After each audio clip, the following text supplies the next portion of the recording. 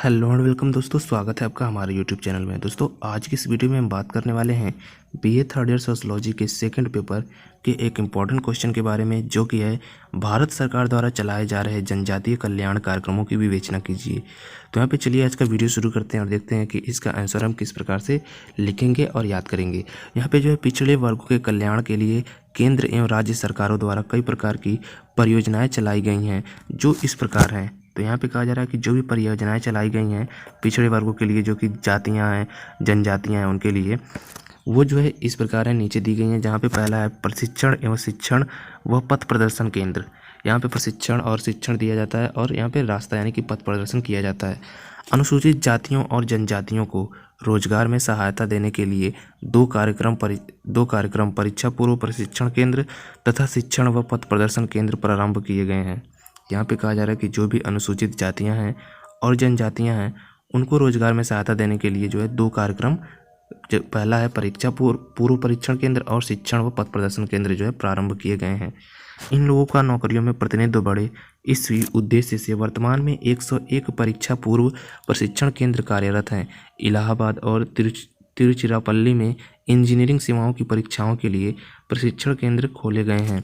अनुसूचित जनजातियों के आवेदकों में आत्मविश्वास पैदा करने एवं साक्षात्कार संबंधी ज्ञान देने के लिए दिल्ली, कानपुर, जबलपुर और चेन्नई में शिक्षण व पथ प्रदर्शन केंद्र स्थापित किए गए हैं। यानी कि जो भी पढ़ना चाहता है, प्रशिक्षण प्राप्त करना चाहता है, उसके लिए जो है दो कार्यक्रम चालू किए गए हैं, जो कि परीक्षा से पहले जो है प्रशिक्षण केंद्र, यानी कि परीक्षा से पहले उनको प्रशिक्षित किया जाएगा, और शिक्षण व पथ प्रदर्शन केंद्र, यानी कि उन्हें अगर कोई रास्ता नहीं दिखता है रोजगार पाने का, तो उन्हें जो है शिक्षा दिया जाता है और उनका मार्गदर्शन किया जाता है। तो इस प्रकार के जो है 101 परीक्षा पूर्व प्रशिक्षण केंद्र कार्यरत हैं। इलाहाबाद, तिरुचिरापल्ली में जो है इंजीनियरिंग सेवाओं की परीक्षाओं के लिए प्रशिक्षण केंद्र खोले गए हैं, और इसी के साथ जो है दिल्ली, कानपुर, जबलपुर में जो है, चेन्नई में जो है शिक्षण एवं पथ प्रदर्शन केंद्र स्थापित किए गए हैं। तो यहाँ पे हम लोगों ने देखा पहला, जो जनजातियों को सुधार के लिए जो भी प्रयास किए गए हैं सरकार के द्वारा। अब चलिए देखते हैं आगे कौन कौन से प्रयास किए गए हैं। जैसे कि यहाँ पे अगला है छात्रवृत्तियाँ। अनुसूचित जातियों और जनजातियों के छात्रों को उनके संरक्षकों की आय के आधार पर मैट्रिकोत्तर छात्रवृत्तियाँ भी दी जाती हैं। मैट्रिक से ऊपर की कक्षाओं के लड़कों के लिए 1000 रुपये और लड़कियों के लिए 1200 रुपये प्रतिवर्ष छात्रवृत्ति देने की व्यवस्था है। जहां 1944-45 में मैट्रिक के ऊपर की कक्षाओं के लिए अध्ययन करने वाले अनुसूचित जातियों के 114 तथा 1948-49 में अनुसूचित जनजातियों के 89 छात्रों को छात्रवृत्तियाँ दी गईं। यहाँ पे कहा जा रहा है कि जो अनुसूचित जातियों और जनजातियों के छात्र हैं उनके संरक्षणों की आय के आधार पर जो है मैट्रिक को स्तर, यानी कि मैट्रिक का स्तर पार करने के बाद, यानी कि मैट्रिक करें यानी 10वीं पास करने के बाद जो है, जो भी मैट्रिक के ऊपर है, वहाँ पे लड़के को जो है 1000 रुपये और लड़कियों को जो है 1200 यानी कि 1200 रुपये प्रतिवर्ष छात्रवृत्ति दिया जाता है। और यहाँ पे कहा जा रहा है कि 1944 से 45 में जो है मैट्रिक से ऊपर की कक्षाओं के लिए अध्ययन करने वाले, ये यहाँ पे 1944 और 45 की बात हो रही है कि अनुसूचित जनजातियों को 114 तथा 1948 तथा 49 में जो है अनुसूचित जनजातियों के 89 छात्रों को जो है छात्रवृत्तियाँ दी गई। वहाँ इन दोनों ही श्रेणियों के विद्यार्थियों के लिए ऐसी छात्रवृत्तियों की संख्या बढ़ाने से 2004-05 में 24 लाख से अधिक विद्यार्थियों को लाभ पहुँचा। यानी कि यहाँ पे शुरुआत में जो है 114 और 89 छात्रों को जो है छात्रवृत्तियाँ दी गई, लेकिन ऐसे बढ़ाते बढ़ाते जो है 2004-05 में जो है 24 लाख से अधिक विद्यार्थियों को लाभ पहुंचा। तो यहाँ पे सरकार ने जो है छात्रवृत्ति के माध्यम से भी अनुसूचित जनजातियों और जातियों को जो है लाभ पहुंचाया है। तो यहाँ पे अगला जो कार्यक्रम है सरकार के द्वारा वो है छात्रा आवास। जिन क्षेत्रों में अनुसूचित जातियों और जनजातियों की छात्राओं के लिए पर्याप्त सुविधाएँ नहीं हैं, वहाँ नए बालिका छात्रावास बनाए जाते हैं। इस प्रकार से सन 1989 से 90 से ही जनजाति क्षेत्रों के लिए बालक छात्रावास भी बनाए गए हैं। वर्ष 2004-05 के दौरान बालक एवं बालिकाओं के लिए 204 छात्रावासों के निर्माण के लिए 41.94 करोड़ रुपए की राशि जारी की गई है। यानी कि यहाँ पे कहा जा रहा है कि जहाँ पे जो है छात्रावास नहीं है अनुसूचित जातियों एवं जनजातियों के लिए, वहाँ पर नए बालिका छात्रावास एवं बालक छात्रावास भी बनाए गए हैं। और 2004-05 के दौरान जो है बालक एवं बालिकाओं के 204 छात्रावासों के निर्माण के लिए जो है 41.94 करोड़ रुपए जो है दी गई है, ताकि उनका जो है निर्माण हो सके और उनके लिए छात्रावास बन सके। तो यहाँ पे ये कार्यक्रम भी काफ़ी अच्छा है जो कि सरकार के द्वारा चलाया गया है। अब चलिए देखते हैं अगला कार्यक्रम क्या है। कम साक्षरता वाले क्षेत्रों में जनजाति बालिकाओं की शिक्षा की योजना 1993 से 94 में उन क्षेत्रों में प्रारंभ की गई जहां स्त्रियों की साक्षरता का प्रतिशत 2% से भी कम था। ऐसा मान सकते हैं, प्रतिशत 2 से भी कम था। यहाँ पे कहा जा रहा है कि 1993 और 94 में जो है ये चालू किया गया, जहाँ पे कम साक्षरता है, जहाँ पे लोग जानते ही नहीं है कि पढ़ाई क्या होता है, वहाँ पे जो है स्त्रियों की साक्षरता जो है 2% से भी कम है। यह योजना 8 राज्यों के 48 जिलों में चलाई जा रही थी। अब इसमें संशोधन किए गए हैं। वर्तमान में 14 राज्यों में अनुसूचित जनजातियों को महिलाओं के 10% से कम साक्षर वाले 136 जिलों में यह कार्यक्रम चलाया जा रहा है। यहाँ पे कहा जा रहा है कि शुरुआत में जो है जहाँ पे 2% से भी कम साक्षरता थी, वहाँ पे इसे चलाया गया और ये जो है 8 राज्यों के 48 जिलों में चला।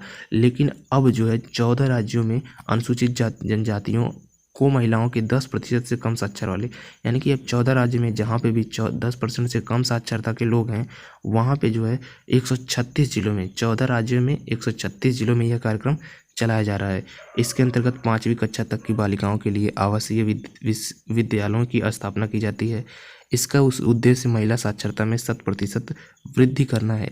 यहाँ पे कहा जा रहा है कि जो भी आवासीय विद्यालय हैं उसकी स्थापना की जाती है जहाँ पे कम साक्षर महिलाएं हैं, और यहाँ पे जो बालिकाओं को पढ़ाया जाता है, और इसका उद्देश्य जो है महिला साक्षरता में जो है 100% वृद्धि करना है। इस योजना में छात्रावासों की भी व्यवस्था की गई है, यानी कि यहाँ पे भी छात्रावास बनाए गए हैं जिसमें कि छात्राएँ रह सकती हैं। यह योजना स्वयंसेवी संगठनों के माध्यम से चलाई जा रही है। यहाँ पे कहा जा रहा है कि यह योजना जो है उतना ज़्यादा सरकार की तरफ से नहीं चालू की गई है, बल्कि यह जो है स्वयंसेवी जो कि स्वयं ही सेवा करना चाहते हैं वैसे संगठनों के माध्यम से जो है चलाई गई है। तो ये भी जो है एक कार्यक्रम बहुत ही अच्छा कार्यक्रम है, जिससे कि अनुसूचित जातियों जनजातियों को बहुत ही ज़्यादा लाभ मिलता है। यहाँ पे अगला जो कार्यक्रम है वो है पहाड़ी क्षेत्रों का विकास योजना। जिन पहाड़ी क्षेत्रों में जनजाति के लोग रहते हैं उनके विकास हेतु यह योजना केंद्र द्वारा चलाई जा रही है। इसके अंतर्गत पुल व सड़कों का निर्माण तथा ऊर्जा उत्पादन के प्लांट लगाए गए हैं। विदेशों में पढ़ने वाले छात्रों के लिए छात्रवृत्तियाँ।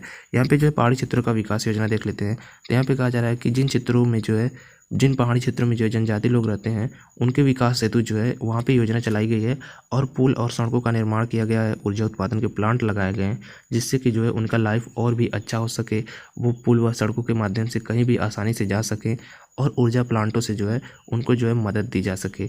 अब चलिए आगे बढ़ते हैं, देखते हैं विदेशों में पढ़ने वाले छात्रों के लिए छात्रवृत्तियाँ।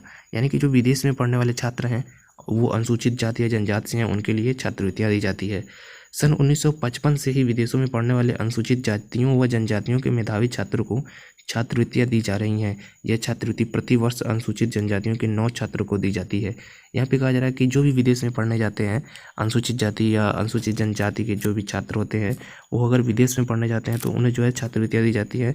सन 1955 से ये काम किया जा रहा है, और यह छात्रवृत्ति जो है प्रति वर्ष अनुसूचित जनजातियों के 9 छात्रों को दी जाती है। यानी कि जो भी अनुसूचित जनजाति या जाति है या जनजाति है उनके 9 छात्रों को जो है ऐसी छात्रवृत्ति दी जाती है जिससे कि वो विदेश में आसानी से पढ़ सकें। आगे चले देखते हैं ग्रामीण अनाज बैंक योजना।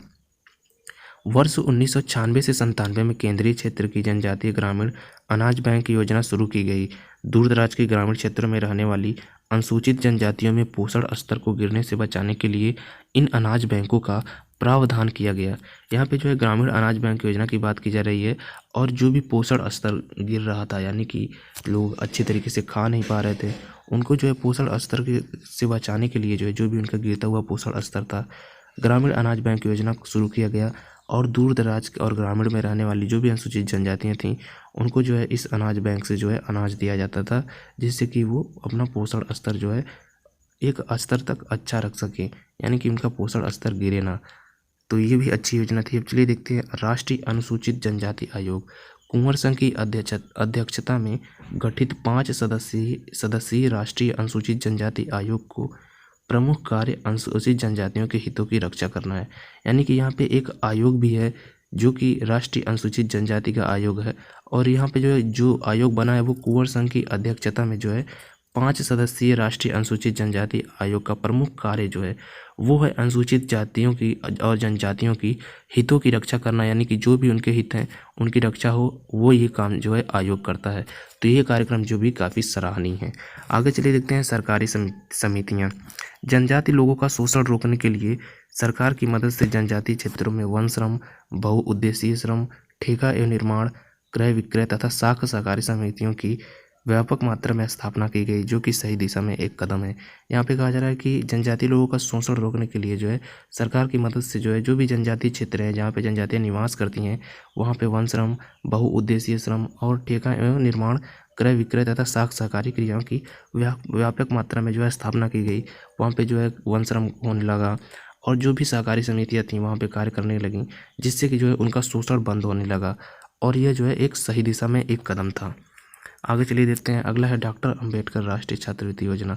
वर्ष 2004-5 के दौरान अनुसूचित जातियों एवं जनजातियों के प्रतिभावान छात्रों के लिए यह योजना प्रारंभ की गई, जिसका उद्देश्य कमजोर वर्गों के प्रतिभावान विद्यार्थियों की पहचान करना और उन्हें उच्च शिक्षा प्राप्त करने में सहायता देना है। तो यहाँ पे जो है डॉक्टर अंबेडकर राष्ट्रीय छात्रवृत्ति योजना भी जो है काफ़ी सराहनीय योगदान है जो भी सरकार के द्वारा कार्यक्रम चलाया गया है, जो कि 2004-5 के दौरान चलाया गया।